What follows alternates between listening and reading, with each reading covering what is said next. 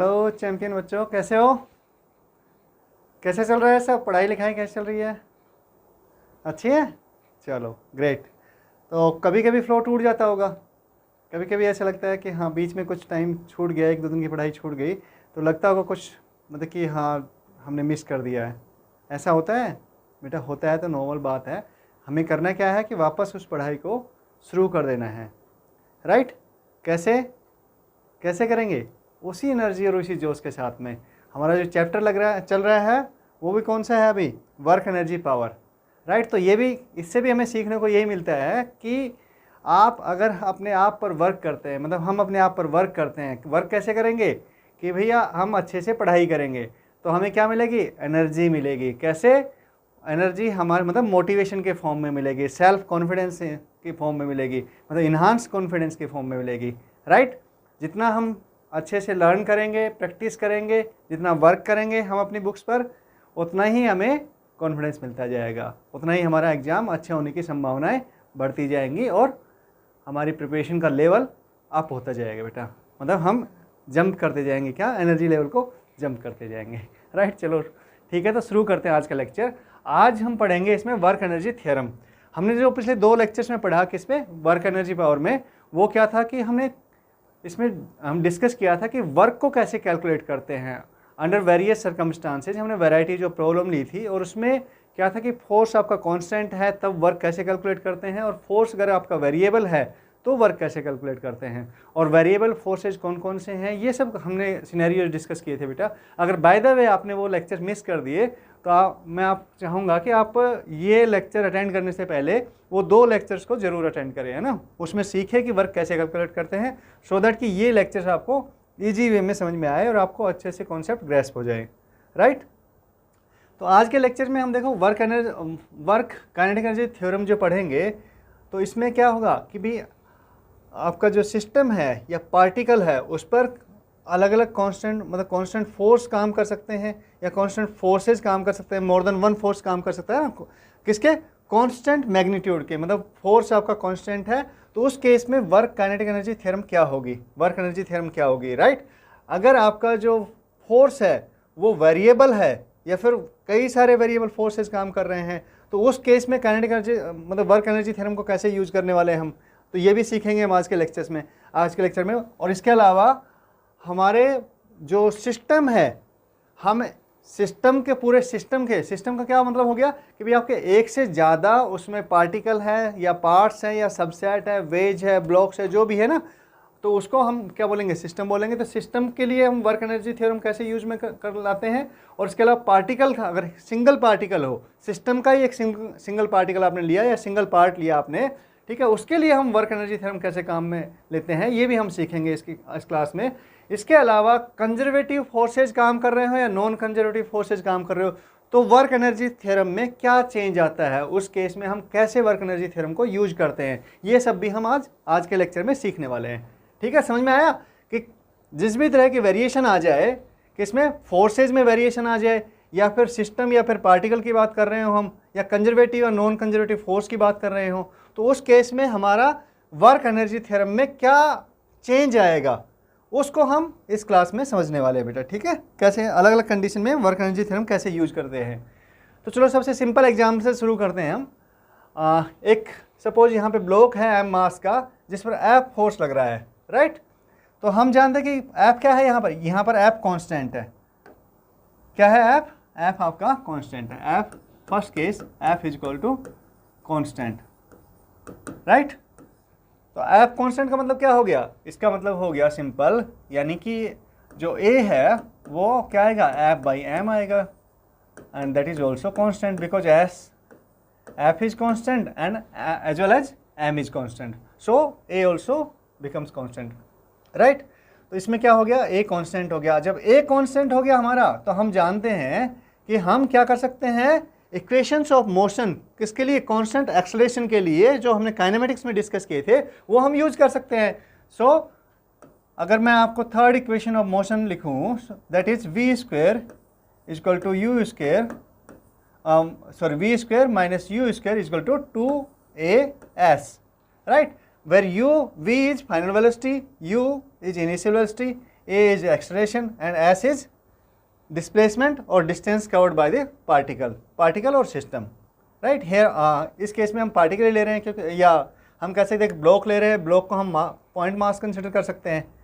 तो वैसे हम सिंपलेस्ट केस जो है वो कंसिडर करके हम समझने की कोशिश करेंगे इसलिए। तो अब क्या किया मैंने, सिंपल से इसको रीअरेंज किया, V square minus you square upon 2 equal to A S, and मैंने दोनों साइड में, बोथ साइड में एम से मल्टीप्लाई कर दिया। तो ये क्या आ गया, एम वी स्क्वायर, एम क्या है, एम मास है इसका ब्लॉक का, so m we square minus m you square upon 2 equal to M a s. अब जो ये जो टर्म है लेफ्ट हैंड साइड में, ये क्या है, चेंज इन काइनेटिक एनर्जी होगी, फाइनल काइनेटिक एनर्जी, और ये आपके initial kinetic energy. Kinetic energy बेटा आपने पढ़ी है कि एम वी स्क्वायर बाई 2 होती है काइनेटिक एनर्जी, है ना। हाँ, और ये जो हो गया, ये क्या टर्म है, ये एफ है, M A, F equal to M A, right. और ये आपका डिस्प्लेसमेंट कह सकते हो।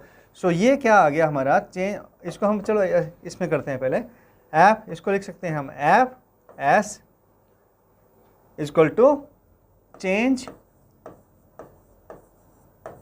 इन काइनेटिक एनर्जी। सो इसको के ई लिख ले, काइनेटिक एनर्जी को K E equal to f into s. और ये क्या है, ये आपका पार्टिकल पर, मतलब इस ब्लॉक पर, इस केस में ब्लॉक पर क्या है, वर्क डन। किसका वर्क डन, पहले पढ़ चुके हैं हम ना, work done by the force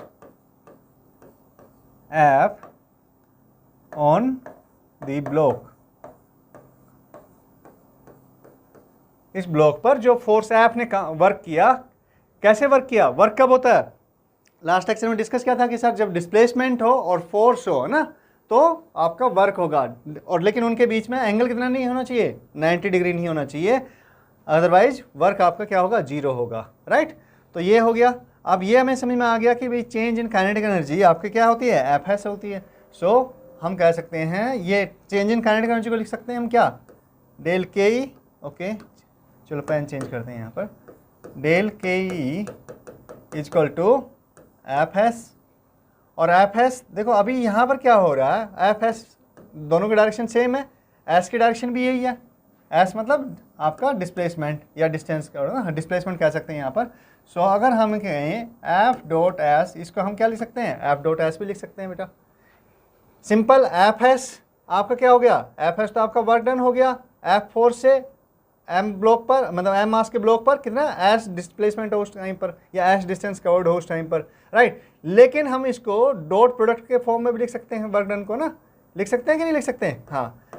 ये क्यों लिख रहे हैं हम, इसके लिए कि जब एफ और एस एक ही डायरेक्शन में नहीं हो, किसके लिए, जब एफ और एस यहाँ पर क्या हो रहा है, सपोज ये एक्स डायरेक्शन है, तो आपका एफ भी एक्स डायरेक्शन में है और डिस्प्लेसमेंट भी एक्स डायरेक्शन में है। लेकिन उस केस में क्या होगा, जब आपका एफ और एस एक ही डायरेक्शन में नहीं हो, तो हम पहले पढ़ चुके हैं, लास्ट लेक्चर में डिस्कस भी कर चुके हैं सर, उसमें उस केस में फोर्स और डिस्प्लेसमेंट जो है उसका डॉट प्रोडक्ट लिखते हैं वर्क को, राइट। सो अगर जैसे ये केस हो गया, इसमें क्या हुआ, इसमें आपका डिस्प्लेसमेंट तो ये डायरेक्शन में है एस, राइट, और जो फोर्स है, फोर्स आपका इस डायरेक्शन से, ये अलोंग एक्स एक्सिस मान सकते हैं इसको, तो फोर्स की डायरेक्शन जो किस पर, एंगल थीटा पर है, किससे, डिस्प्लेसमेंट के डायरेक्शन से। सो ये हमारा क्या आएगा इसमें वर्क, इस केस में, इस वाले केस में अगर हम देखें, सो del K E equal to, del K E क्या है, चेंज इन काइनेटिक एनर्जी, ये क्या आएगा, एफ डॉट एस, यानी एफ एस कोस थीटा। आपको कि सर इसमें क्यों नहीं किया, बिल्कुल किया है सर बेटा, इसमें क्या है, थीटा आपका 0 डिग्री है, यहाँ पर थीटा की कुछ वैल्यू होगी, राइट। तो डेल के ई, अगर आपका फोर्स क्या हो, अगर सेम डायरेक्शन में ना हो, तो del K E equal to F S cos theta हो जाएगा, राइट।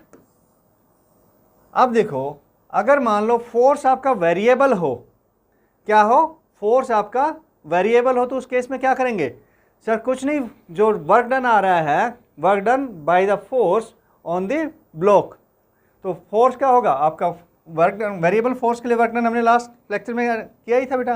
तो वहाँ से इसकी जगह ये वाली जो टर्म आ गई, कौन सी टर्म आ गई, राइट हैंड साइड की जो टर्म आ गई, इसको हम क्या करेंगे, इसको हम उससे रिप्लेस कर देंगे, किससे, वेरिएबल फोर्स की वजह से वर्क डन कैसे निकालते हैं, F x dot D x, जो भी उसकी लिमिट है x1 टू x2, ये हमारा वेरिएबल फोर्स की वजह से वर्क डन है, राइट। ये इस टर्म को जो है राइट हैंड साइड के टर्म को इसके से रिप्लेस कर देंगे बस। और इधर कौन सी लेफ्ट हैंड साइड में कौन सी रहेगी term, change in kinetic energy. ओहो ये जस्ट 1 सेकेंड, ये हमने 2 बार कर दी, नहीं के ई है बेटा, डेल के ई लिखने की गलती हो गई थी ना, कोई बात नहीं। ओके चलो नेक्स्ट ये एग्जांपल देखो। इसमें इस केस में क्या हो रहा है, अगर इस ऐसा जब केस हो कि एक ब्लॉक पर या एक पार्टिकल पर मोर देन 1 फोर्स काम कर रहे हो, मोर देन 1 फोर्स एक्ट कर रहे हैं, वो भी अलग अलग एंगल पर, तो इस केस में क्या होगा बेटा, सिंपल हमारा जो नेट फोर्स जो होगा उसकी वजह से वर्क डन जो होगा वो हमारा work done on the system या work done on the particle होगा। ठीक है, सो क्या होगा, लेफ्ट हैंड साइड तो हमारी सेम रहेगी, change in K E is equal to क्या आएगी भाई, F1 की वजह से जो F1 की वजह से जो वर्क होगा वो, so that is F1 dot S तो सेम ही है यहाँ पर एस, क्योंकि पार्टिकल ऐसा तो नहीं हो रहा है, इधर कुछ एस डिस्टेंस कवर करेगा, इधर S1 करेगा, इधर S2 करेगा, इधर S3 करेगा, ऐसा कुछ तो होने नहीं है बेटा।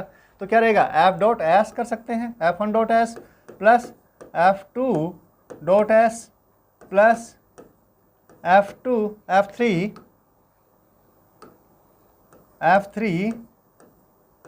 डॉट एस, इस तरह से जो भी है जितने भी फोर्स है उनका क्या करेंगे, डॉट प्रोडक्ट कर देंगे।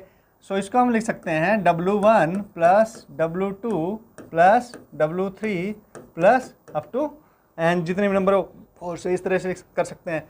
सो अगर आप मान लो मोर देन 1 फोर्स दिए हों, कितने मोर देन 1 फोर्स दिए हों गिवन हो क्वेश्चन में, तो हम उन सब की वजह से जितना भी वर्क डन होगा, या तो work done on the system होगा, पॉजिटिव वर्क होगा। अगर सिस्टम पर हमने लास्ट लेक्चर में डिस्कस किया था कि अगर सिस्टम पर वर्क हो रहा है, मतलब कोई भी एक्सटर्नल फोर्स अगर सिस्टम पर, या जो भी हम सिस्टम कंसिडर कर रहे हैं या पार्टिकल कंसिडर कर रहे हैं या ब्लॉक है हमारा, अगर उस पर वर्क हो रहा है तो क्या होगा, उसको हम क्या मानेंगे, पॉजिटिव मानेंगे। और अगर सिस्टम वर्क कर रहा है, उससे एक्सट्रैक्ट किया जा रहा है, तो उसको हम नेगेटिव वर्क लेते हैं बेटा। तो इनमें से W1 W2 W3 पॉजिटिव या नेगेटिव कुछ भी हो सकते हैं। जैसे अब ये F4 है, F4 का डायरेक्शन ये वाली है और डिस्प्लेसमेंट की डायरेक्शन ये है, तो एंगल कितना हो गया, ये आपका मोर देन 90 हो गया। तो इस केस में आपका जो वर्क डन होगा वो नेगेटिव होगा। हमने फ्रिक्शन के वजह से भी जो वर्क डन होता है वो भी देखा था। फ्रिक्शन क्या करता है भाई, डिस्प्लेसमेंट की जो डायरेक्शन होती है उसके अपोजिट डायरेक्शन में काम करता है, तो उसके अपोजिट डायरेक्शन में वर्क होगा तो क्या होगा, मतलब बेसिकली हुआ क्या है कि फ्रिक्शन फोर्स से ओवरकम करने के लिए उस पार्टिकल को वर्क करना पड़ा है, मतलब अपनी ताकत लगानी पड़ी, अपनी एनर्जी को खर्च करना पड़ा है। तो उस केस में क्या होगा, वर्क डन वो नेगेटिव हो जाएगा बेटा। तो ये अगर मोर देन 1 फोर्स दिए हों तो हम सभी फोर्स की वजह से वर्क डन कैलकुलेट करेंगे और फिर उनको हम सम कर देंगे, राइट।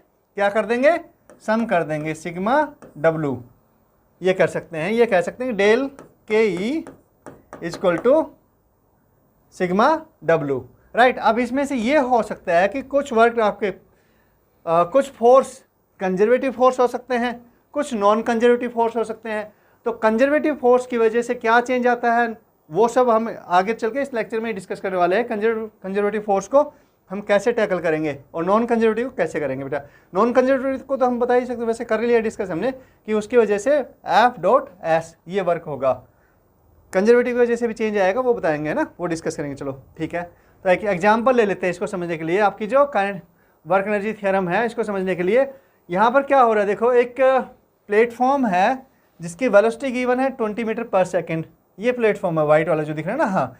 इस पर एक अलमीरा टाइप में कुछ ऑब्जेक्ट है जिसका मास 25 kg है और इनिशियल वेलोसिटी आपकी 0 है और ये इस पर F फोर्स लगा रहा है। ये मतलब एक पर्सन है जो कि इस प्लेटफॉर्म पर ही है और वो आपका मतलब ये प्लेटफॉर्म के साथ मूव कर रहा है। आपकी अलमीरा भी मूव कर रही है और ये पर्सन भी आपका क्या कर रहा है, प्लेटफॉर्म के साथ मूव कर रहा है। तो इसमें किसी को आपत्ति हो सकती है क्या कि प्लेटफॉर्म के साथ क्यों मूव कर रहा है सर, नीचे से मतलब नीचे से पुश क्यों नहीं कर रहा। बेटा प्लेटफॉर्म ऑलरेडी चल रहा है ना, तो नीचे से पुश करने की कहाँ जरूरत है। तो ये क्वेश्चन में मतलब सिंपल गिवन है, मजाक की बात थी, आई वाज जस्ट किडिंग। तो इसमें क्या है, आपका फोर्स इस पर F फोर्स अप्लाई किया जा रहा है और उसके साथ में इसी डायरेक्शन में इस ऑब्जेक्ट का मतलब इस अलमीरा का मूवमेंट हो रहा है किस डायरेक्शन में, इसी डायरेक्शन में अलोंग द फोर्स की जो डायरेक्शन है उसी डायरेक्शन में। और इसने वेलोसिटी जो एक्वायर की किसके, इस अलमीरा ने किसके रिस्पेक्ट में, प्लेटफॉर्म के रिस्पेक्ट में, प्लेटफॉर्म के रिस्पेक्ट में इनिशियली जीरो थी बेटा, प्लेटफॉर्म तो मूव कर रहा है 20 मीटर पर सेकंड से, तो इनिशियल वेलोसिटी जीरो किसकी थी, इसकी, किसके रिस्पेक्ट में, प्लेटफॉर्म के रिस्पेक्ट में। रिलेटिव वेलोसिटी कॉन्सेप्ट हमने पढ़े हैं, बाय द वे आपने मिस कर दिए तो बिल्कुल रिलेटिव वेलोसिटी वाले जो लेक्चर्स हैं उनको एक बार अटेंड करो, आपको रिलेटिव वेलोसिटी का कॉन्सेप्ट बिल्कुल क्लियर हो जाएंगे बेटा। तो ये देखो अब क्या हुआ कि फाइनल वेलोसिटी इसकी कितनी होगी, 2 मीटर पर सेकंड होगी after covering 20 metre of the distance in the direction of the force, right. तो अब इसने पूछा है find change in kinetic energy and work done by worker as calculated by person standing on cart, इस cart पर और दूसरा person ground पर है। तो इसने पूछा, क्या पूछा है बेसिकली, इसने पूछा है कि भाई जो इसको अलमीरा को यहाँ से और यहाँ तक पुश करने में इस पर्सन ने कितना वर्क किया है, राइट। तो फिजिक्स में हमने पढ़ा था कि फिजिक्स वैसे तो हम कर रहे पढ़ाई कर रहे तो अभी हम काम कर रहे हैं, अब मैं आपको पढ़ा रहा हूँ तो मैं काम कर रहा हूँ, लेकिन फिजिक्स की जो लैंग्वेज है, मतलब फिजिक्स में हम वर्क बहुत ही स्पेसिफाइड होता है। क्या होता है इस वर्क फिजिक्स की लैंग्वेज में, कि फोर्स की वजह से उस डायरेक्शन में कितना डिस्प्लेसमेंट हो रहा है, राइट, उससे उस पर वर्क डिपेंड करता है। तो हम कैसे करेंगे बेटा, एक सपोज यहाँ पर ही कोई बंदा दूसरा खड़ा है, पर्सन खड़ा है, जो क्या कर रहा है, इस पर देख रहा है कि भाई कितना इसने वर्क कर, ये पर्सन कितना वर्क कर रहा है किस पर, अलमीरा पर। तो कैसे करेंगे, सिंपल सी बात है, काइनेटिक एनर्जी में चेंज इन काइनेटिक पूछा है उसने, काइनेटिक एनर्जी में चेंज, तो वो तो हम सिंपल सीधा कर सकते हैं। Change in kinetic energy del K E, हम ए वाला केस ले रहे हैं। ए केस क्या है कि पर्सन कार्ट पर कर रहा है, कौन, ऑब्जर्वर जो है वो, कौन सा, जो ऑब्जर्वर है वो कार्ट पर है। अब तो डेल के ई क्या होगा, half M we square minus half M you square, कितना आ गया, कैलकुलेट करो, हाफ एम कितना है, मास इसमें कितना है 25 kg है, सो 25, ये कार्ट पर देख रहा है, कार्ट पे उसको वेलोसिटी क्या लग रही है, इनिशियल वेलोसिटी 0 लग रही है, फाइनल वेलोसिटी उसको 2 मीटर पर सेकंड लग रही है बेटा, ठीक है। तो v आपकी फाइनल वेलोसिटी के फाइनल माइनस के इनिशियल, सो ये आपकी कितनी है 2 मीटर पर सेकंड, यानी 2 का स्क्वायर यानी कि 4 minus half into 25 into 0, so it comes out 250 joule. ये हमारा चेंज इन के ई आ गया, change in K E, change in kinetic energy, right. तो चेंज इन काइनेटिक एनर्जी आपका 50 जूल आ गया, कहाँ से, इस अलमीरा को यहाँ से यहाँ मूव किया उस केस में। अब अलमीरा पर कितना वर्क हुआ है वो भी देख लेते हैं, तो वर्क निकाल लेते हैं बेटा। हाँ, वर्क डन ऑन द अलमीरा, सपोज ये W1 है, सो क्या आएगा, force into F dot S, force constant है, वेरिएबल होता है तो हम इंटीग्रेशन के फॉर्म में जाते हैं ना, इंटीग्रेशन में फॉर्मूला यूज करते हैं, लेकिन क्या कर रहे हैं, क्योंकि फोर्स तो आपका कांस्टेंट ही है, क्योंकि उस आदमी ने क्या करा, ये पर्सन जो फोर्स इस पे लगा रहा है वो क्या कर रहा है भाई, सिंपल सी उतनी ताकत लगा रहा है। तो ये कैसे होगा, ये कैसे निकालेंगे, एफ तो हमारे पास में गिवन ही नहीं है, बिल्कुल कैलकुलेट कर सकते हैं। कैसे कैलकुलेट करेंगे बेटा, सर सिंपल सी बात है, क्या सिंपल सी बात है कि हमें ए कैलकुलेट कर सकते हैं यहाँ पर, और F is equal to M A होता है, हमें पता है क्या है, F is equal to M A. अगर हमारे पास में एम तो गिवन है, लेकिन अगर ए हो तो फिर हम फोर्स निकाल सकते हैं कितना फोर्स है।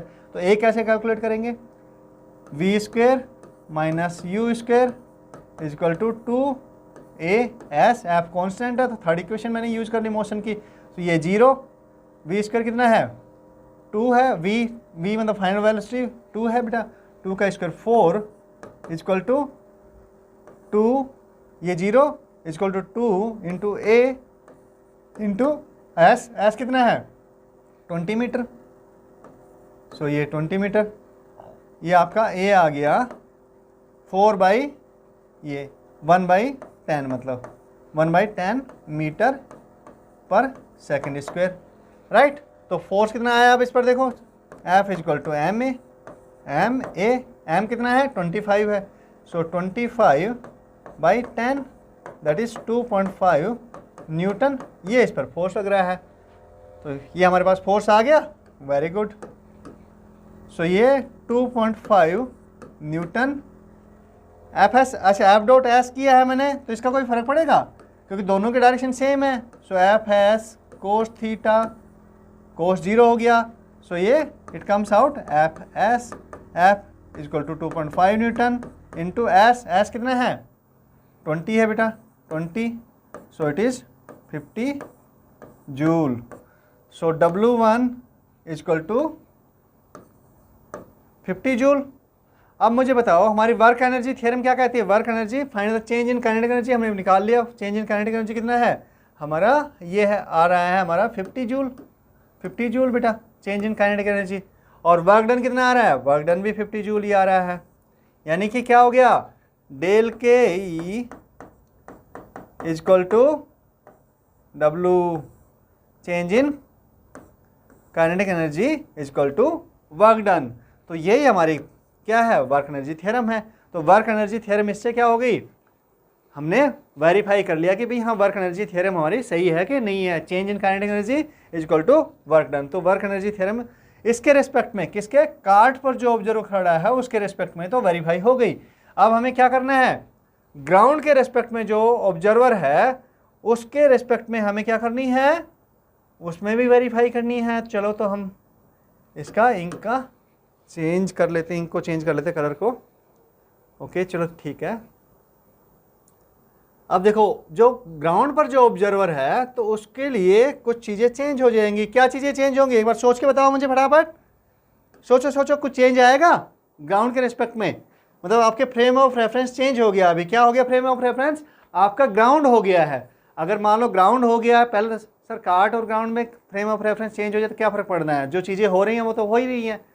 हाँ बिल्कुल ठीक बात है, लेकिन फिजिक्स में किसका गेम है, फिजिक्स में frame of reference important role play करती है बेटा, कैलकुलेशंस में भी, है ना, क्योंकि सब कुछ तो रिलेटिव है। मोशन कैसी होती है फिजिक्स में, पढ़ा था हमने, रिलेटिव है, किस पे डिपेंड करती है सर, फ्रेम ऑफ रेफरेंस पे डिपेंड करती है, ठीक है ना। हाँ तो चेंज आएगा, बिल्कुल आएगा सर, क्योंकि वेलोसिटी चेंज होगी, मतलब वेलोसिटी उसको कुछ अलग दिखाई पड़ेगी। कार्ट जो बंदा ग्राउंड पे खड़ा है वो ऑब्जर्व कर रहा है, वो तो उसको वेलोसिटी क्या दिखाई पड़ेगी, अलग दिखाई पड़ेगी। जो कार्ट पे था ये वही केस है, कौन सा, कि ट्रेन में बैठे हो आप भाई, और ट्रेन में बैठे हो तो दूसरा आपके फ्रेंड भी ट्रेन में बैठा हुआ है, तो उसको क्या लग रहा है कि अगर उससे पूछा जाए कि आपके बारे में कि भाई हाँ ये मूव कर रहे हैं या रेस्ट में है, फ़ोन करके पूछा है सपोज आपने, आपके फ्रेंड मतलब दूसरे आपके थर्ड फ्रेंड ने पूछा आपके बारे में कि भाई हाँ आपका सपोज नाम अंकित है, तो अंकित कहाँ पर है भाई, अंकित, तो अंकित क्या कर रहा है, उसने बताया कि भाई अंकित तो मेरे सामने बैठा हुआ है, तो वो क्या है, नॉन मूविंग है।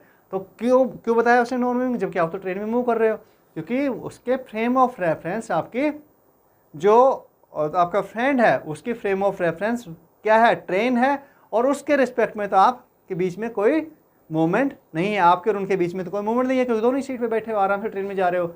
लेकिन अगर मान लो कोई और फ्रेंड आपका नीचे से ग्राउंड से देख रहा है तो उसके रिस्पेक्ट में तो आप मूव कर रहे हो, दोनों ही, क्या, ट्रेन मूव कर रही है, सिंपल से केस है ना। हाँ तो किस पे, मतलब ग्राउंड के जो फ्रेम ऑफ रेफरेंस, मतलब जो आपका फ्रेंड ग्राउंड पर है, सॉरी, वो क्या कर रहा है, उसके रिस्पेक्ट में तो आप मूव कर रहे हो, मतलब आपकी कुछ वेलोसिटी है। लेकिन जो फ्रेंड आपका ट्रेन में आपके साथ बैठा हुआ है उसके रिस्पेक्ट में आप क्या हो, रेस्ट पे हो बेटा, है ना। हाँ सर ये कितनी बार डिस्कस करेंगे सिंपल चीज़ें ना, चलो कोई बात नहीं है, एक रिफ्रेश हो गया, मतलब आपका रिहर्सल हो गया, आपने रिवाइज कर लिया कॉन्सेप्ट को, ठीक है। अब आ जाता है वापस अपने क्वेश्चन पर। तो अब देखते हैं कि अगर हमारा जो क्या हमारा ऑब्जर्वर जो है वो ग्राउंड पर है तो उसके लिए क्या लगेगा कि भाई उस तो 20 मीटर पर सेकंड की स्पीड से ये जो प्लेटफॉर्म मूव कर रहा है, तो इसको पता है कि जब शुरू में, यानी कि उसके लिए बी केस में आपका तो जो इनिशियल वेलोसिटी है वो भी क्या समझ में आएगी, उसको इनिशियल वेलोसिटी जीरो नहीं समझ में आएगी, वो इसके साथ मूव कर रहा है, यानी उसको समझ में आएगी कि इनिशियल वेलोसिटी 20 मीटर पर सेकंड है, राइट। क्यों, क्योंकि ये एक ही डायरेक्शन में मूव कर रहे हैं ना, इसी डायरेक्शन में मूव कर रहे हैं। अब फाइनल वेलोसिटी जो उसकी समझ में आ रही है उसको, वो क्या आ रही है कि 20 मीटर पर सेकंड। उसने नाप क्या किया, कैसे करेगा, ऑब्वियसली स्पीडोमीटर उठाया और उसने मेजर कर ली वेलोसिटी। तो इनिशियली जैसे क्या होगा, ग्राउंड पे है तो उसको दिखाई पड़ेगा कि नहीं 20 मीटर पर सेकंड के साथ में जा रहा है भाई, ये आपके अलमीरा किसके साथ में, इस प्लेटफॉर्म के साथ में जा रही है, इस कार्ट के साथ में जा रही है, राइट। और फाइनल वेलोसिटी क्योंकि 2 मीटर पर सेकंड की वेलोसिटी एक्वायर कर चुका, इस जो ये पर्सन ने फोर्स लगाया उस पर, तो उसकी वजह से 2 मीटर, तो 2 मीटर वो 20, ये कितना हो गया 22 मीटर होगी, 22 मीटर पर सेकंड, ये फाइनल वेलोसिटी होगी बेटा उसकी। राइट, क्लियर है बच्चों? ध्यान से थोड़ा सा, है ना, बिल्कुल सिंपल सी बात है, कोई मुश्किल काम नहीं कर रहा हूँ मैं। इससे आसान क्वेश्चन आते नहीं है ना फिजिक्स में, बड़े सिंपल से क्वेश्चन है। तो चेंज इन के क्या हो गया इस केस में, बताओ मुझे फटाफट, कैलकुलेट करो। Half M v final square v minus initial का v initial square, v final कितना है 22 है, सो 22 का स्क्वायर माइनस इनिशियल कितना है 20 का स्क्वायर।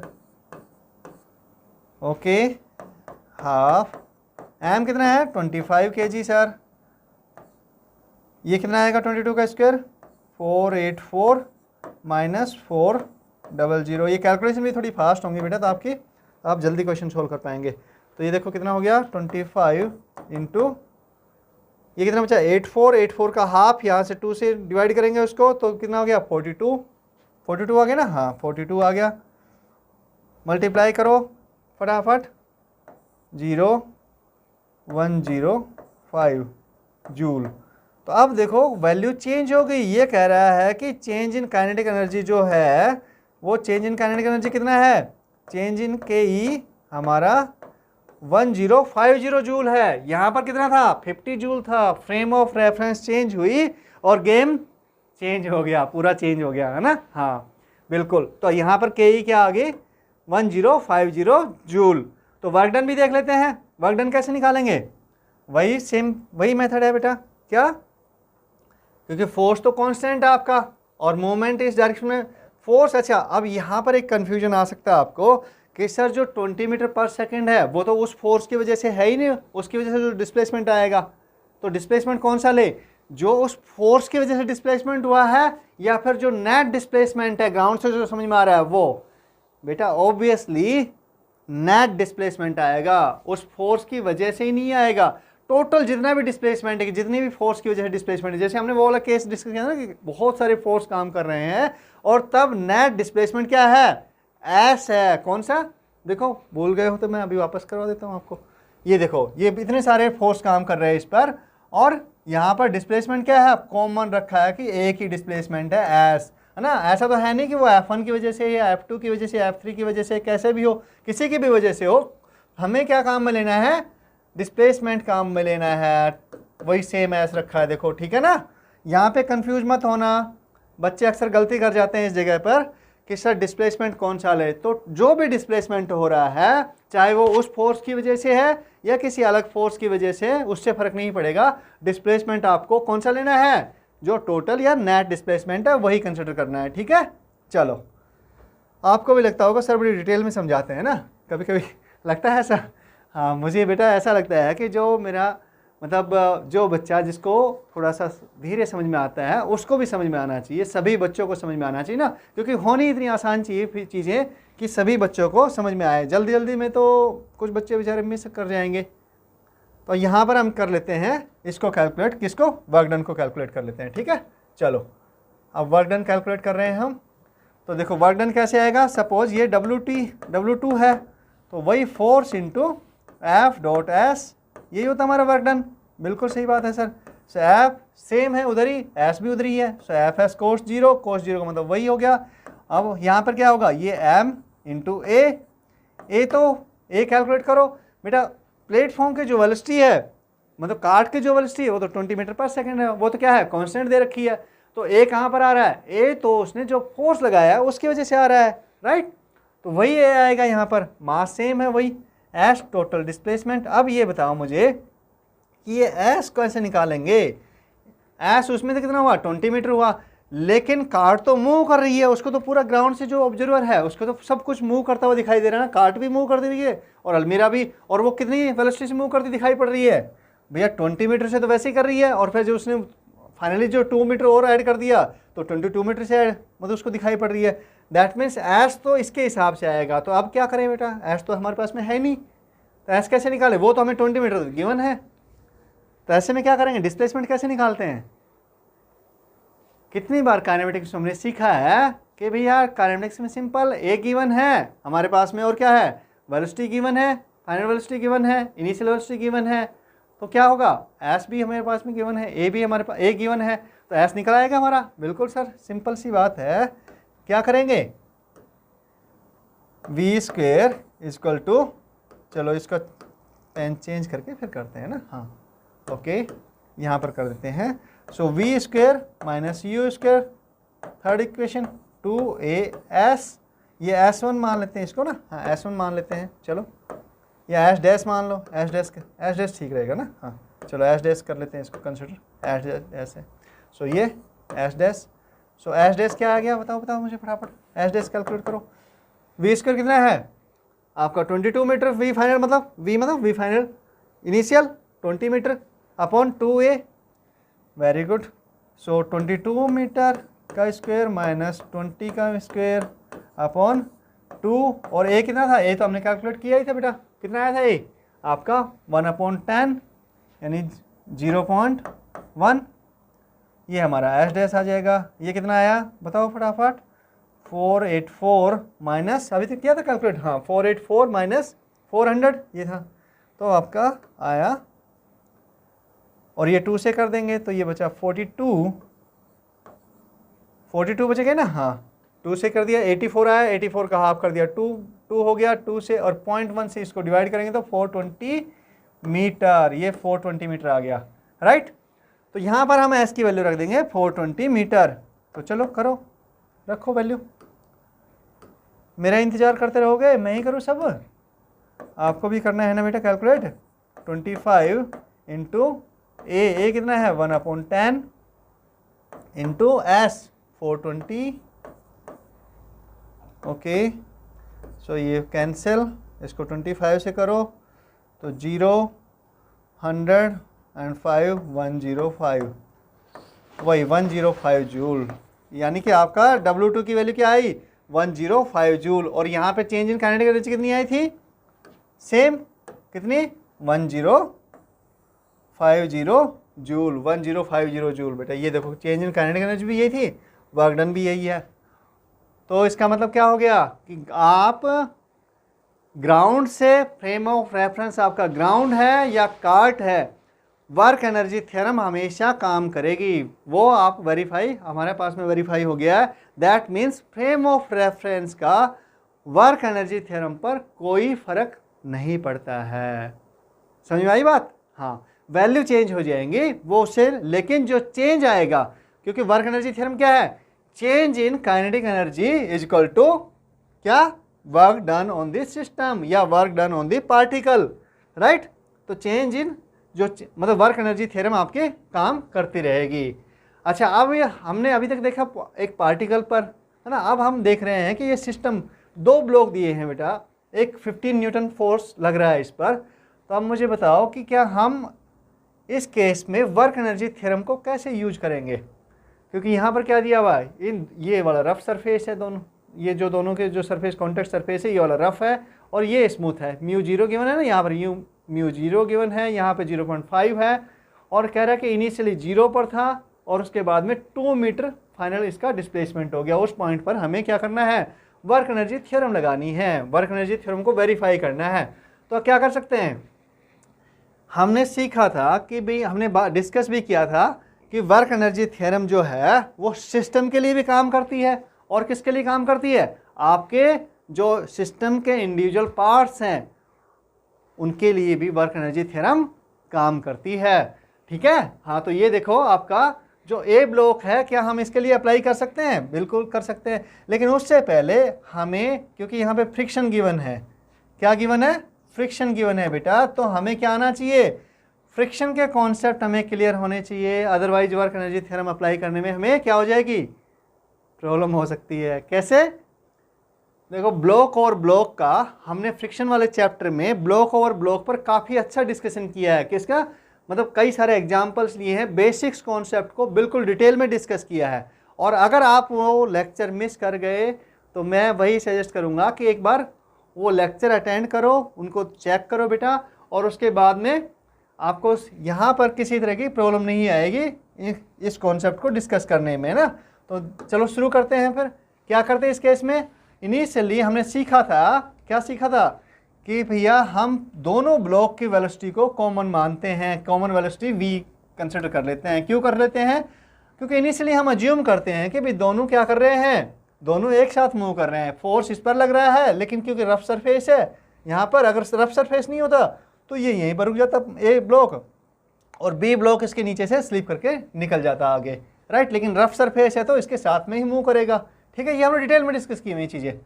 तो मैं सिर्फ इतना वी कॉमन ले रहा हूँ इसका, तो क्या आएगा देखो फटाफट एक बार। चलो इसका फ्री बॉडी डायग्राम बना देता हूँ फटाफट। तो हम कह रहे हैं कि साथ मूव कर रहे हैं, वी कॉमन क्यों ले रहा हूँ, मैं कह रहा हूँ कि ये हम साथ मूव कर रहे हैं इसके। तो ये देखो मैं ए ब्लॉक का फ्री बॉडी डायग्राम बना रहा हूँ, तो इस पर फ्रिक्शन लगेगा बेटा, यहाँ पर इधर जाएगा तो इस पर फ्रिक्शन इधर होगा, और अपर ब्लॉक, क्योंकि अपर ब्लॉक पे और कोई फ्रिक्शन के अलावा फोर्स हो नहीं सकता, तो हमारा क्या रहेगा, फ्रिक्शन फोर्स इधर काम करेगा ए ब्लॉक पर, राइट। और ये आपका नीचे एम जी, आप कहोगे सर फ्री बॉडी डायग्राम फिर से ले आए आप, ये एन अपवर्ड डायरेक्शन में। हाँ मैं फिर से ले आया हूँ बेटा, क्योंकि हमें ये चेक करना है यहाँ पर कि भाई दोनों साथ मूव करेंगे या नहीं करेंगे, राइट। तो ये देख लेते हैं, अगर हम ए निकाले पहले, तो ए निकाल लेते हैं, दोनों को साथ मूव कर लेते हैं, तो ए निकाल लेते हैं। तो ये हमारा क्या करेंगे, ए हमने 5 + 10 यानी 15 एम कितना हो गया, मास हो गया, total mass into A common A, और आपका क्या है नेट फोर्स कितना है 15 न्यूटन लग रहा है, क्योंकि जो फ्रिक्शन फोर्स है वो तो क्या हो गया, वो आपका इंटरनल फोर्स हो गया। सो ए = 1 मीटर/सेकंड², ये हमारा ए आ गया। अब देखो मुझे मैं क्या कह रहा हूँ कि भाई यहाँ पर इसको चेक कर लेते हैं कि फ्रिक्शन फोर्स एफ मैक्सिमम कितना हो सकता है। एफ मैक्सिमम हमारा हो सकता है, एफ मैक्सिमम क्या होगा, लिमिटिंग फ्रिक्शन हो गया। अगर लिमिट पहुंच जाती है तो दोनों की वेलोसिटी अलग अलग हो जाएगी, है ना, ये स्लाइडिंग शुरू हो जाएगी। तो लिमिट पहुंचती है कि नहीं पहुंचती वो हम चेक करते हैं। एफ मैक्सिमम देखो, लिमिटिंग फ्रिक्शन देखो फटाफट, म्यू एम जी, मैं ये डिस्कस नहीं करूँगा कहाँ से आ रहा है, म्यू आपका 0.5 × M5 × G10, so it is 25 Newton. ये न्यूटन 25 न्यूटन आपका क्या हो रहा है, और बेटा 25 न्यूटन तो एफ मैक्सिमम लग सकता है, लिमिटिंग फ्रिक्शन ही है, टोटल फोर्स तो वहाँ पे 15 न्यूटन ही काम कर रहा है, राइट। तो इस पर एफ की वैल्यू तो और भी कम रहेगी, कैसे रहेगी, एफ = एम कितना है 5 × 1 यानी 5 न्यूटन। तो फ्रिक्शन फोर्स यहाँ पे कितना काम कर रहा है, 5 न्यूटन कर रहा है केवल, और लिमिटिंग फ्रिक्शन कितना है 25 है, यानी कि दोनों ब्लॉक एक साथ मूव करेंगे, है ना, कोई दिक्कत नहीं है ना। फ्रिक्शन फोर्स को हमने ब्लॉक और ब्लॉक के केस को बहुत अच्छे से डिस्कस किया बेटा, ठीक है। ओके, तो अब क्या करते हैं हम, चलो ये तो हमें समझ में आ गया, हम वैल्यू नोट कर लेते हैं। ओके, सो ए हमारा है 1 मीटर/सेकंड², राइट। किसके लिए, ए दोनों के लिए, दोनों एक साथ ही मूव कर रहे हैं, दोनों के लिए यही हो गया। तो अब इसके लिए बेटा क्या कर रहे हैं, अब हम इसके लिए जो हमारा ए ब्लॉक है उसके लिए हम अपना वर्क एनर्जी थ्योरम को देख रहे हैं, चेक कर रहे हैं, राइट। ओके, कैसे चेक करेंगे, सिंपल देखो, हम ये वाले ब्लॉक के लिए कर रहे हैं। तो इस पर कौन सा फोर्स काम कर रहा है बताओ मुझे, सर फ्रिक्शन फोर्स काम कर रहा है, जिसकी वैल्यू हमारे हमें ये निकाली थी हमने 5 न्यूटन है, राइट। और ए हमारा ये है, तो ये ए एक्सेलरेशन से इधर जा रहा है। तो क्या चाहिए हमें वर्क एनर्जी थ्योरम अप्लाई करने के लिए, del K E = work done on this system. और यहाँ पे सिस्टम क्या है हमारा, हमने तो केवल एक ब्लॉक को लिया है, तो यहाँ पर इस पर ऑन दी ब्लॉक, राइट। तो पहले के ई कैलकुलेट करके देख लेते हैं बेटा। के ई क्या है, इनिशियल वेलोसिटी आपकी क्या बताया उसने, वेलोसिटी इनिशियल दी नहीं है, 0 ही है, हम इसको 0 कंसिडर कर सकते हैं। और 2 मीटर तक चला गया वो, तो 2 मीटर के बाद में वेलोसिटी क्या होगी, तो कैसे नहीं कैलकुलेट करेंगे, बताओ फटाफट। वेलोसिटी तो हमें दी है, गिवन ही नहीं है, हमें तो केवल एक्स की वैल्यू दी है, भाई 2 मीटर तक चले जाता है, और फोर्स ये दिया हुआ है, पर वे हमने कैलकुलेट कर लिया है। तो क्या करेंगे सर, वही इक्वेशन ऑफ मोशन यूज कर लेंगे। कैसे, क्या गिवन है, एक्स गिवन है, हमारे डिस्प्लेसमेंट गिवन है, कितना हो गया भाई, initial minus final minus initial 2 metre हो गया, तो हमें एक्स गिवन है, यानी एस गिवन है हमारी, हमें है ना, एस = 2 मीटर, राइट। ए गिवन है, ए = हमारा 1 मीटर/सेकंड²। तो हमें क्या चाहिए, हमें, और इनिशियल वेलोसिटी u 0 है, तो हमें चाहिए क्या, ये v चाहिए हमें। तो क्या करेंगे बेटा, थर्ड इक्वेशन वापस वही v² - u² = 2as। सो ये वी स्क्वायर इजक्वल टू ये 0, so is equal to 2 into 1 into s कितना है 2, that means v is equal to 2 meter पर सेकेंड। ये वेलोसिटी आ गई, तो ये क्या हो गया half M we square minus you square, ये क्या हो गया चेंज इन के ई हो गया। तो चेंज इन के ई निकाले थे पहले, वर्क डन को बाद में देखते हैं, ठीक है। हाँ, चेंज इन के ई करते हैं पहले, okay. So change in K E del K E is equal to half M कितना है बताओ मुझे 5, फटाफट, वेरी गुड, इंटू वी कितना है 2 आया, तो वी स्क्वायर मतलब 4 माइनस ये 0, सो ये हमारा आ गया बेटा, ये कैंसिल हो जाएगा, 10 आ जाएगा 10 जूल, यानी हमारा जो के ई कितना आया इस ए ब्लॉक के लिए, के ई आ गया हमारा 10 जूल, राइट। अब इस पे वर्क डन देख लेते हैं, वर्क डन कैसे निकालेंगे, कितनी बार तो हम कर चुके हैं बेटा। सो सपोज ये W1 है, WA है, ए ब्लॉक पर है, तो ना F इंटू एस, एफ कितना लग रहा है, एफ तो केवल ये फ्रिक्शन फोर्स ही लग रहा है, आपको भी sir friction force upward forward direction में कैसे लग रहा है, तो बेटा ये हम बहुत पहले डिस्कस कर चुके हैं, आप वो वाला लेक्चर चेक करें, राइट। सो एफ क्या है 5 Newton, F into S, S भी सेम डायरेक्शन में है, एस कितना है, एस हमारा 2 मीटर है, एफ इंटू 2, 5 इंटू 2 यानी 10 जूल। सो डब्ल्यू ए कितना आ गया 10 जूल, और के ई कितना आया 10 जूल। दैट मीन्स कि हम क्या दोनों क्या हो गया, दोनों इक्वल हो गया, बिल्कुल, del K E is equal to W2 आ गया ना। यानी कि वर्क एनर्जी थ्योरम हमारी इस ब्लॉक के लिए भी हम अप्लाई कर सकते हैं, समझ में आ रही बात, और सिस्टम के लिए तो हम कर ही सकते हैं। कोई डाउट है तो एक बार ये मैं आपको होमवर्क दे रहा हूँ, आप दोनों ब्लॉक को देखकर दोनों ब्लॉक को लो, उसके लिए चेंज इन के ही निकालो बेटा, कहाँ से x इक्वल टू 0 से x इक्वल टू 2 मीटर तक। मैक्सिमम काम मैंने कर ही दिया है, थोड़ा सा काम आपको बता रहा हूँ ना, हाँ, लेकिन उससे ही आपके कॉन्सेप्ट ज़्यादा बेहतर बनेंगे। तो डेल के ही निकालो और उसको देखो वर्क डन दोनों के केस में क्या हो रहा है, वर्क डन कितना बन रहा है। अगर हम इन दोनों ब्लॉक को एक सिस्टम मान लेते हैं, लेट अस अज्यूम कि भाई ये सिस्टम है हमारा, क्या ये दोनों ब्लॉक जो है ये सिस्टम है हमारा, और एक्शन फोर्स 50 न्यूटन है, चलो मैंने हिंट भी दे दिया आपको। तो डेल के ई कितना आता है और वर्क डन कितना आता है वो आप देखो, वो चेंज आप देखोगे कि दोनों में वैल्यू क्या आएगी, इक्वल आएगी।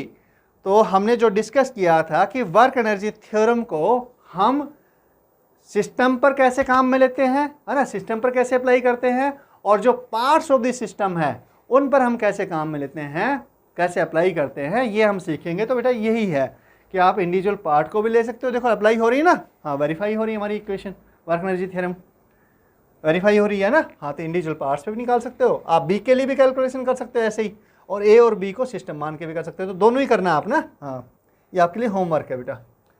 अब देखो इसमें हमारा नेक्स्ट टॉपिक हम देख रहे हैं कि भैया कंजर्वेटिव फोर्सेस क्या होते हैं और पोटेंशियल एनर्जी का मतलब क्या होता है। तो पोटेंशियल एनर्जी आपकी, आपने MGS तो खूब पढ़ा है ना, पोटेंशियल एनर्जी पढ़ा है ना, ओके।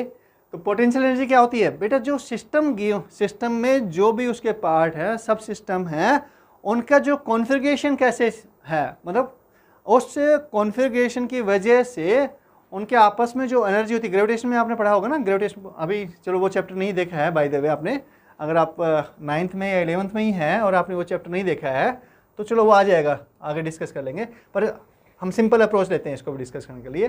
तो देखो इसमें क्या होता है कि हमने, देखो ये क्या हुआ कि हमने सपोज एक एग्जांपल लेते हैं, m मास की बॉल है जिसको हमने h हाइट तक लिफ्ट किया एक फोर्स लगाकर। फोर्स क्यों लगाना पड़ रहा है, क्योंकि अगेंस्ट द ग्रेविटी जा रहे हैं हम, राइट। तो हमने फोर्स लगाया, तो अब क्या हुआ, अगर हम इसको छोड़ देते हैं, यहीं पर ड्रॉप कर देते हैं, हमने इसको उठाया ऐसे लिफ्ट किया, राइट, और यहीं पर हमने इसको ड्रॉप कर दिया, तो ये क्या करेगी, मूव करेगी। इसका मतलब क्या हुआ, ड्रॉप करेगी ना, इसका मतलब क्या हुआ, उसमें कुछ ना कुछ एनर्जी है। अगर नहीं तो ये पेन रखा, देखो ये मूव कर रहा है, क्या कर रहा है, नहीं कर रहा सर। लेकिन यहाँ से अगर मैं ड्रॉप करता हूँ, इसको छोड़ देता हूँ, तो क्या मूव कर रहा है, यानी कि इस डायरेक्शन में इसके पास में कोई ना कोई एनर्जी है। आपको सिर्फ ग्रेविटेशनल फोर्स है, तो बेटा फोर्स के अगेंस्ट में भी हमने देखो यहाँ से अगर यहाँ तक, अगर इसको हम करें ग्रेविटेशनल फोर्स की बात भी, बिल्कुल ठीक बात है आपकी, लेकिन देखो यहाँ से हमने उठा के ऐसे लेके गए हैं, तो ये एक्स्ट्रा कुछ ना कुछ तो गया है ना, जब एनर्जी होगी तभी तो मूव करेगा। अगर सोचो आप भूखे हैं बिल्कुल, तो आप में एनर्जी है ही नहीं, तो मूव करते नहीं हो। देखो ये ऐसे कहीं भी मूव नहीं कर रहा है, राइट। हाँ, तो इसका मतलब क्या होगा, जब मूवमेंट है तो कुछ न कुछ एनर्जी उसमें है, राइट। तो क्या हुआ कि हमने जो वर्क किया किसके अगेंस्ट में, एम के अगेंस्ट में, किस नहीं, ग्रेविटेशनल फोर्स के अगेंस्ट में। तो वो वर्क कितना हुआ बताओ मुझे। सिंपल सी बात है सर, वो वर्क होता है हमारा force W that is equal to force. Force कितना है, फोर्स तो mg नीचे की तरफ लग रहा है इस पे बेटा, mg लग रहा है ना नीचे की तरफ डाउनवर्ड डायरेक्शन में, हमने इसके अगेंस्ट ही वर्क किया है। तो यानी कि mg की डायरेक्शन, फोर्स की डायरेक्शन डाउनवर्ड डायरेक्शन में है, और डिस्प्लेसमेंट h है अपवर्ड डायरेक्शन में। दोनों के डायरेक्शन में कितना एंगल हो गया, 180 का एंगल हो गया, 180 डिग्री का एंगल हो गया ना, राइट।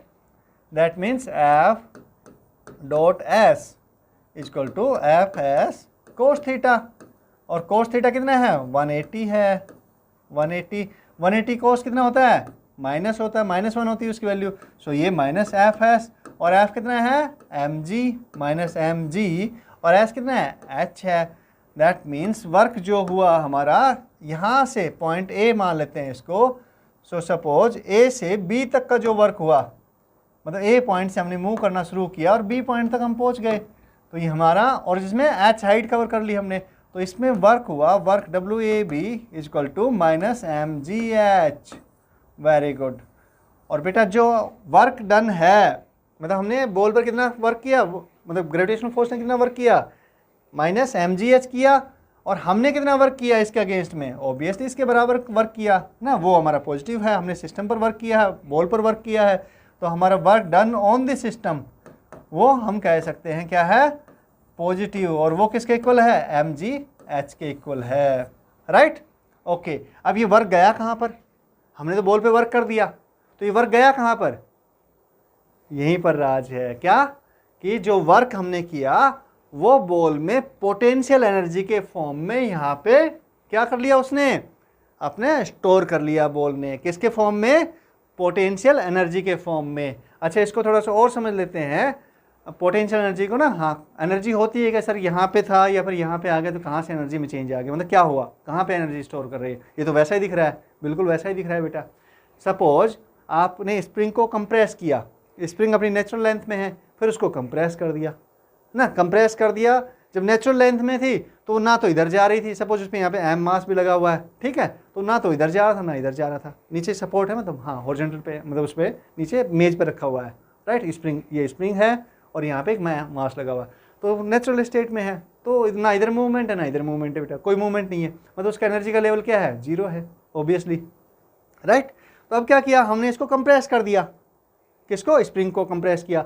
स्प्रिंग को जैसे ही कंप्रेस करेंगे तो स्प्रिंग क्या करेगी, और फिर हम उसको रिलीज कर देते हैं मास, तो क्या करेगी, वापस अपनी नेचुरल लेंथ में आएगी। मतलब जैसे हमने कंप्रेस किया तो उसके पास में कुछ न कुछ एनर्जी स्टोर हो गई। कंप्रेस करने का मतलब क्या है कि हमने स्प्रिंग पर वर्क किया, क्या किया, स्प्रिंग पर वर्क किया, तो जो वर्क जो हुआ वो वर्क स्प्रिंग ने एनर्जी के फॉर्म में क्या कर लिया, स्टोर कर लिया, राइट, समझ में आई। और उसी एनर्जी को यूज करके वो क्या कर रही है, वापस उसको मास को पुश कर रही है, पुश बैक कर रही है। तो क्या करते हैं, जब आप वर्क करते हो सिस्टम पर तो वो आपका एनर्जी के फॉर्म में स्टोर रहता है, और उस एनर्जी को हम क्या बोलते हैं, पोटेंशियल एनर्जी बोलते हैं बेटा, क्या बोलते हैं, पोटेंशियल एनर्जी। तो आपके जो ऐसे जो वर्क होता है, लेकिन ये स्पेशल केस है, ये कंजर्वेटिव फोर्स के केस में ही होता है, क्या, कि जो हमने वर्क किया है वो पोटेंशियल एनर्जी के बराबर हो जाएगा, ठीक है। तो हम ये कह सकते हैं यहाँ पर जो वर्क हुआ, या इसको कह सकते हैं, तो हम ये कहेंगे कि भाई जो वर्क हुआ, change in potential energy, potential energy को यू से लिखते हैं ना, ठीक है। हाँ, चेंज इन पोटेंशियल एनर्जी क्या किसके होता है, माइनस ऑफ वर्क के ना, वर्क डन, ये वाला वर्क हो गया ना, जो मतलब इस फोर्स के अगेंस्ट में वर्क हुआ उसके अगेंस्ट में हुआ वो, तो minus into minus M G H. तो चेंज इन पोटेंशियल एनर्जी कितना हो गया बेटा, ये हो गया आपका M G H. So D U equal to, और इसका जो रिलेशनशिप होता है किसका, चेंज इन, मतलब फोर्स में जो फोर्स हमने अप्लाई की, फोर्स है एम जी लग रहा है ना, हाँ, तो इसमें रिलेशनशिप होता है F equal to minus D U by D S कह लो या डी एक्स कर लो। डी एस मतलब क्या है कि भाई जो डिस्प्लेसमेंट है उसमें उसमें जो चेंज आया, राइट, या एफ डॉट डी एस कहोगे आप ना, हाँ बिल्कुल, तो उसके उसके वहीं से रिलेशनशिप आई है बेटा, राइट। चलो ये एक अलग टॉपिक हो जाएगा, तो उसके बाद में देखते हैं हम। पहले अभी आज का ये वाला टॉपिक हम पढ़ रहे हैं, कंजर्वेटिव फोर्स का कॉन्सेप्ट को समझ रहे हैं। तो अब देखो, ये तो समझ में आ गया हमें, अगर हम किसी सिस्टम पर जो वर्क करते हैं, हमने पहले भी चैप्टर में डिस्कस किया था कि जो वर्क डन, जो मतलब वर्क जो हम करते हैं वो क्या करते हैं, वो क्या मतलब है उसका, वो एनर्जी को, उस सिस्टम की एनर्जी को इंक्रीज या डिक्रीज करने का क्या है, एक मेथड है, ठीक है। हाँ, तो एनर्जी जो हमने वर्क किया है वो किस में कन्वर्ट हो गया, वो किस में, किसके फॉर्म में स्टोर हो गया, वो आपका एनर्जी के फॉर्म में स्टोर हो गया। और कौन सी एनर्जी के फॉर्म में स्टोर हो गया, अगर आपका कंजर्वेटिव फोर्स है तो वो स्टोर हो जाता है किसमें, पोटेंशियल एनर्जी के फॉर्म में स्टोर हो जाता है बेटा। तो कंजर्वेटिव फोर्स क्या होते हैं, चलो कंजर्वेटिव फोर्स को और समझ लेते हैं हम। तो मैं इसको इरेज कर रहा हूँ एक बार, ठीक है, हाँ ओके। तो कंजर्वेटिव फोर्स का मतलब होता है कि अगर हम एक पॉइंट से ऐसा फोर्स जो साइक्लिक पाथ पर, मतलब जहाँ से उसने शुरू किया था और वापस वहीं पर मतलब पार्टिकल या सिस्टम जो है आपका उसी नेचर में आ जाए, मतलब उसी स्टेट में आ जाए, तो उस पर जो टोटल जो वर्क है वो आपका कितना होना चाहिए, वो जीरो होना चाहिए अगर साइक्लिक है तो। और नहीं तो क्या होगा कि भाई एक पॉइंट से दूसरे पॉइंट में कैसे भी घूम फिर के जाए। डिस्प्लेसमेंट वाला कॉन्सेप्ट ध्यान है कि डिस्प्लेसमेंट और डिस्टेंस में जो अंतर होता है, हाँ बिल्कुल बेटा, पहले ही चैप्टर में पढ़ा था ना, हाँ काइनेमेटिक्स में हमने पढ़ा था कि डिस्प्लेसमेंट जो आपका होता है इनिशियल पॉइंट और फाइनल पॉइंट के शॉर्टेस्ट डिस्टेंस को कहते हैं। लेकिन जो डिस्टेंस कवर्ड है, पाथ कैसा भी हो सकता है ना, देखो ये हमारा ए पॉइंट है, ये हमारा बी पॉइंट है, ए पॉइंट और ये बी पॉइंट, राइट। तो हम ये जो स्ट्रेट सीधी ले, मतलब स्ट्रेट लाइन होगा, मतलब वो क्या होगा, शॉर्टेस्ट पाथ होगा। तो ये जो पाथ होगा ये आपका क्या है, डिस्प्लेसमेंट है, राइट। और सपोज कि दूसरा जो बंदा गया घूम फिर के यहाँ से ऐसे ऐसे घूमने की आदत थी उसको, घूम फिर के यहाँ पे पहुँच गया, तो उसने तो इतनी डिस्टेंस कवर की, ये वाला पाथ लेंथ होगी, जो उसकी पाथ लेंथ क्या होगी, वो अलग हो गई। तो इसको हम डिस्प्लेसमेंट नहीं बोलेंगे, इसको डिस्टेंस कवर्ड बोलेंगे। क्या बोलेंगे, डिस्टेंस कवर्ड, ये डिस्प्लेसमेंट है, राइट। या फिर कोई ऐसे गया, ऐसे आया, फिर ऐसे, फिर ऐसे ऐसे गया, तो ये भी क्या है, आपके पाथ लेंथ होगी, ये पूरी पाथ लेंथ है। डिस्प्लेसमेंट तो कितना है, इतना ही है, मतलब इनिशियल पॉइंट और फाइनल पॉइंट पर ही डिपेंड करता है। समझ में आ रही बात कुछ, हाँ। तो कंजर्वेटिव फोर्स क्या हो गया कि कंजर्वेटिव फोर्स में जो वर्क डन होता है वो आपका इनिशियल और फाइनल पॉइंट जो होते हैं उन्हीं पर डिपेंड करता है बेटा, ठीक है, समझ में आई बात, ओके। और समझ लेते हैं इसको, इसी एग्जाम्पल समझ लेते हैं। तो देखो मुझे बताओ, हमने यहाँ से और यहाँ तक जाने में h हाइट कवर की, हमने कितनी हाइट कवर की, हमने हमारी बॉल ने h हाइट कवर की। तो इसमें हमने वर्क देखा था, कितना वर्क किया हमने, इस पर कितना वर्क हुआ बॉल पर, भाई बॉल पर, यानी कि इसके अगेंस्ट में कह सकते हैं, किसके अगेंस्ट में, ग्रेविटी के ना, ग्रेविटेशनल फोर्स ने कितना काम किया, तो वर्क हुआ, तो वो कितना हुआ, हमने कितना काम mgh किया ग्रेविटेशनल फोर्स ने, तो वर्क इस पर, क्योंकि ग्रेविटेशनल फोर्स तो नीचे की तरफ काम कर रहा है, राइट। और अगर ये वापस B से नीचे की तरफ आती है तो कितना वर्क हुआ बेटा, ये W1 मान लेते हैं, let us assume W2, force due to gravity,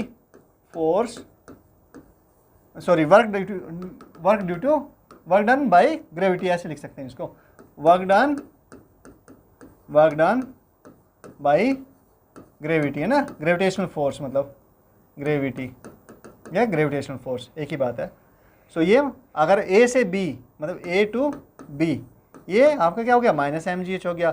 B2A कितना हुआ, B2A हमारा वापस mg नीचे की तरफ, hb डिस्प्लेसमेंट नीचे की तरफ, वही फोर्स इनटू डिस्प्लेसमेंट, वो क्या आ गया, mgh आ गया, राइट। अगर हम ये, तो हमें समझ में आ गया कि हाँ W जितना वर्क अपवर्ड जाने में माइनस हुआ था वर्क उतना, और नीचे आने में क्या हुआ, पॉजिटिव हो गया उतना work, same work, same amount, magnitude देखें दोनों का सेम है ना, हाँ चलो ये डिस्कस करेंगे। तो ये क्या हो गया, यहाँ से शुरू किया, फिर वापस वहीं पर आ गया, साइक्लिक पाथ हो गया, तो वर्क डन टोटल कितना हो गया, 0 हो गया। अब चलो इसको तो हमने समझ लिया कि साइक्लिक पाथ में क्या हो गया, भाई ग्रेविटेशनल फोर्स की वजह से वर्क डन कितना, 0 हो गया, ठीक है। तो ये भी हम बात करेंगे। अब ये देखो मुझे कि हमने जो पाथ की हम बात कर रहे थे, तो यहाँ पर इसने यहाँ से h हाइट से नीचे आया बॉल हमारा, तो इसने कितना वर्क किया, mgh, इस पर कितना वर्क हुआ, mgh वर्क हुआ, ठीक है, हाँ क्लियर है नहीं। तो अब यहाँ पर देखो दूसरा एग्जाम्पल, देखो हम यहाँ पे दूसरा एग्जाम्पल लिया हमने कि यहाँ से हमने बॉल को क्या कर दिया, हमने यहाँ से बॉल को रिलीज कर दिया और बॉल यहाँ पर पहुँच गई। तो इसने जो वर्क किया, फोर्स कौन सा लग रहा है इस पर, कौन सा फोर्स होगा ग्रेविटी की वजह से, डाउनवर्ड डायरेक्शन में लग रहा है बेटा ना, mg फोर्स लगेगा डाउनवर्ड डायरेक्शन में। तो वर्क कितना हुआ, यहाँ पर रहेगा तब भी mg डाउनवर्ड डायरेक्शन में, यहाँ पर बॉल आ गई तो भी mg डाउनवर्ड डायरेक्शन में, यहाँ पर आई तो भी डाउनवर्ड डायरेक्शन में है, राइट। तो वर्क कितना हुआ, obviously force into displacement, force कितना हुआ, देखो बताओ मुझे फटाफट बताओ। फोर्स आपका mg है, डिस्प्लेसमेंट कितना आया, फोर्स के डायरेक्शन में डिस्प्लेसमेंट अगर हमारे पास गिवन है तो हम सीधा कह सकते हैं, तो वो h है फोर्स के डायरेक्शन में डिस्प्लेसमेंट बेटा, ठीक है। अगर वैसे निकालोगे तो ये हमारा F डॉट एस, ठीक है। अब इधर तो फोर्स है नहीं, फोर्स तो यही है, उसका एक कंपोनेंट है, वो हम कह सकते हैं कि कौन सा है, mg sine theta, mg sine theta है, राइट, कंपोनेंट। तो अब ये डायरेक्शन में अगर हम इस फोर्स इसकी वजह से देख रहे हैं, क्या फोर्स देख रहे हैं तो वर्क डन देख रहे हैं, तो ये mg साइन थीटा आएगा, mg साइन थीटा की वजह से। और ये वाली डिस्टेंस ये अलग हो गई, ये देखो अगर ये थीटा है तो आपका ये l है तो mg sine theta into L होगा। और वो आप देखेंगे कि भैया h upon L is equal to क्या आएगा, sine theta, h upon L is equal to sine theta और l is equal to h upon sine theta. क्या हुआ मतलब mg साइन थीटा तो आपका फोर्स हो गया इस डायरेक्शन में, और इंटू एस कितना हुआ, ये एल, तो एल क्या है, h अपॉन साइन थीटा है बेटा। कितना आया, साइन थीटा कैंसिल, mgh आया वही, ठीक है। और हम सीधा भी कह सकते हैं कि mg नीचे की तरफ काम कर रहा है, इस डायरेक्शन में कितना है, डिस्प्लेसमेंट h है, तो हमारा वर्क कितना हुआ, mgh ही हुआ उस केस में भी। देखो अब देखो सीधा कि इसने सीधी h हाइट से फॉल किया तो भी वर्क mgh आ रहा है, राइट। और यहाँ से इंक्लाइंड पाथ पे चल के आई बॉल तो भी वर्क mgh ही आ रहा है बेटा। दैट मीन्स जो वर्क डन है वो इनिशियल और फाइनल पॉइंट के बीच में, मतलब कि जो फोर्स के डायरेक्शन में, इनिशियल फोर्स की डायरेक्शन हो गई ना, हाँ, क्योंकि mg नीचे की तरफ है तो यहाँ पे ये डिस्टेंस भी h है, यहाँ पे ये डिस्टेंस भी h है, राइट, ये हाइट भी h है, ये हाइट भी h है। तो फोर्स के डायरेक्शन में जो आपका डिस्प्लेसमेंट हो रहा है वो क्या है, दोनों केस में h है। तो हम कह सकते हैं सीधा सीधा कि जो फाइनल पोजीशन और इनिशियल पोजीशन और फाइनल पोजीशन के बीच में सीधी दूरी है ना, सीधी डिस्टेंस, अब ये मत कहना सर ये सीधी डिस्टेंस है, फोर्स की डायरेक्शन में तो वो कितना है, इतना ही है, यहाँ से यहाँ तक बेटा। तो वो मतलब डिस्प्लेसमेंट इनटू फोर्स उस केस में भी सेम है, mgh है, इस केस में भी सेम है, चाहे बॉल कैसे भी घूम के आए। दैट मीन्स इनिशियल और फाइनल पोजीशन पर डिपेंड कर रहा है वर्क, किसकी वजह से, ग्रेविटी की वजह से। तो ऐसे फोर्स को जिसमें कि वर्क आपका इनिशियल और फाइनल पोजीशन पर डिपेंड कर रहा है पार्टिकल की या सिस्टम की, तो ऐसे फोर्स को कंजर्वेटिव फोर्स बोलते हैं। क्या बोलते हैं, कंजर्वेटिव फोर्स बोलते हैं। तो कंजर्वेटिव फोर्स कौन से हो गए भैया, ग्रेविटेशनल फोर्स कंजर्वेटिव फोर्स है, ऐसे ही आपका स्प्रिंग फोर्स जो इलास्टिक फोर्स है वो भी आपका कंजर्वेटिव फोर्स होता है।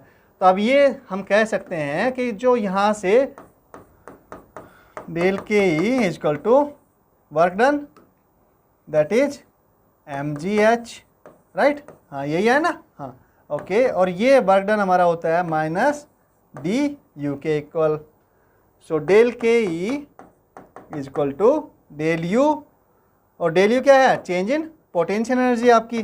सो K final minus K initial is equal to minus of U final minus U initial. और ये हो गया, मतलब इसको देखो अरेंज करो, के फाइनल वाली टर्म्स को एक जगह पर करो।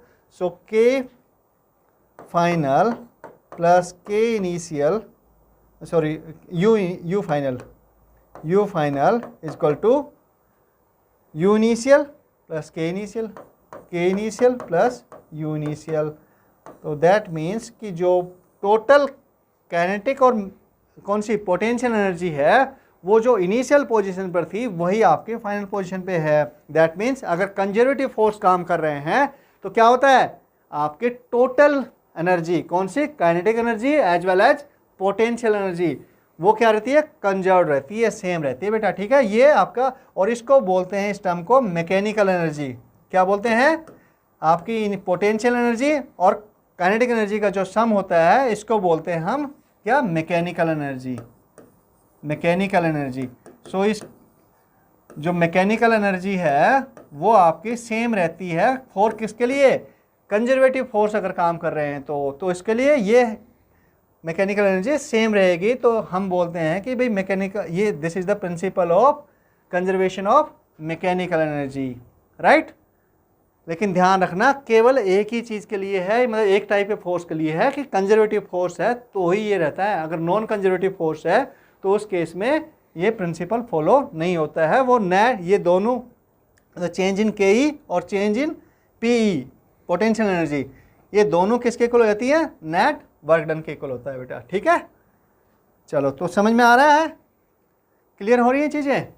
अब नेक्स्ट क्लास में हम इसके और थोड़े से एग्जाम्पल और लेंगे और हमें वर्क एनर्जी थ्योरम बिल्कुल अच्छे से समझ में आएगी, ठीक है। चलो देखते हैं, फिर मिलते हैं। अगर आपको अच्छा लग रहा है तो मैं चाहूँगा कि आप हमारे चैनल को सब्सक्राइब करें और शेयर करें और लाइक्स भी करते रहिए, ठीक है। चलिए मिलते हैं बेटा, ओके।